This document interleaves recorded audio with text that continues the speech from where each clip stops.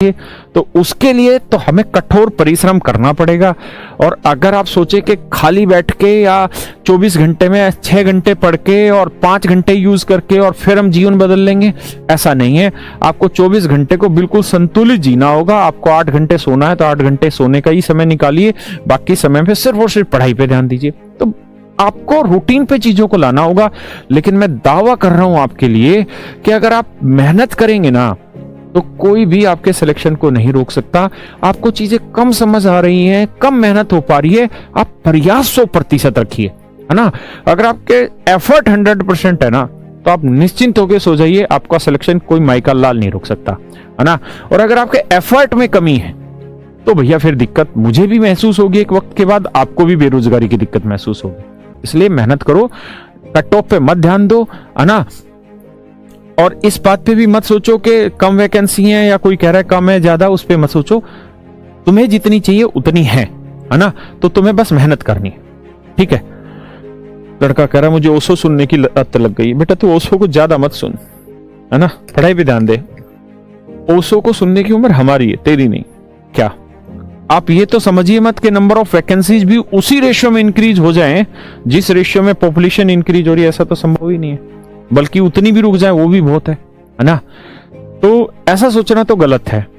तो आप खुद देखिए कि अगर सप्लाई थोड़ी सी है और डिमांड इतनी सारी है तो होगा क्या भाई, प्राइस ऊपर जाएगा। प्राइस ऊपर जाएगा मतलब कट ऑफ ऊपर जाएगी, है ना।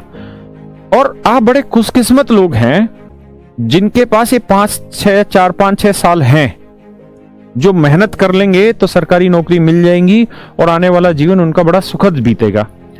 अगर आप इस 5-6 साल में मेहनत नहीं कर पाए, है ना, या इस 3-4 साल के इस ड्यूरेशन में अगर आप नौकरी नहीं लग पाए तो भारत में ही नहीं पूरे विश्व में बेरोजगारी का एक बहुत बड़ा भूचाल आने वाला है ना। जिसमें मैं भी शामिल हूंगा, आप भी शामिल होंगे, बहुत सारे लोग शामिल होंगे उस बेरोजगारी में। आप अच्छे से जानते हैं जैसे जैसे टेक्नोलॉजी बढ़ती चली जाएगी मैन पावर घटती चली जाएगी। दिल्ली मेट्रो ने अभी एक उद्घाटन किया कि ड्राइवर लेस गाड़ी का, मतलब बिना ड्राइवर के वो गाड़ी चलेगी, हाँ है ना। और ऐसे अनेकों अनेक एक्सपेरिमेंट हो रहे हैं। अभी टेस्ला एक जो कार कंपनी जो अभी नंबर 1 पे चली गई, एलन मस्क उसका शायद नाम है ओनर का, अभी उनका ट्रायल पूरा हो गया है। क्या कि हम हवा में उड़ने वाली गाड़ियां तैयार है हमारी तरफ से, सरकार जिस दिन परमिशन दे देगी उस दिन उड़ा देंगे।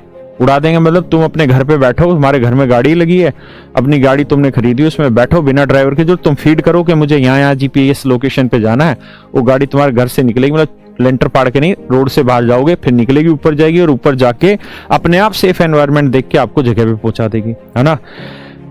आप जानते हैं कि इंडियन आर्मी ने शायद, मुझे डाटा पता नहीं, 8,000 के कितना अभी उसका ड्रोन का ऑर्डर दिया है ना। साइंस टेक्नोलॉजी जिस हिसाब से बढ़ रही है, युद्ध भी वो रोबोट लड़ने वाले, है ना। तो मैन पावर लगभग हर जगह घटती चली जा रही है। आप इस कोचिंग लाइन में ही देख लीजिए कि आपको सस्ती फीस में, है ना, सस्ती फीस में कोचिंग मिल जा रही है। और इस कोचिंग के लिए उतनी मैन पावर हमको नहीं लगानी पड़ती जितनी मैन पावर हमें ऑफलाइन में लगानी पड़ती है। ऐसे आप फिल्म की शूटिंग लगा लीजिए, एक कमरे में ही फिल्म शूट हो जाती है सारी की सारी, क्योंकि सारे में ग्रीन पर्दा होता है और एनिमेशन के थ्रू सब कुछ सेट कर देते हैं। तो जैसे जैसे टेक्नोलॉजी बढ़ेगी मैन पावर की जरूरत कम होगी, लेकिन आदमी जो प्रोड्यूस हो रहे हैं वो बहुत बड़ी मात्रा में होने लग रही है ना। तो इसका मतलब क्या होगा कि भैया जनसंख्या तो बढ़ेगी, आने वाले 10 साल और बढ़ेगी, है ना। लेकिन वैकेंसी की गति बढ़नी चाहिए, बढ़ाएंगे भी, ऐसा हमें पॉजिटिव ही रहना चाहिए। लेकिन जो आ रही है हमें सच्चाई में उन्हीं को देखना चाहिए।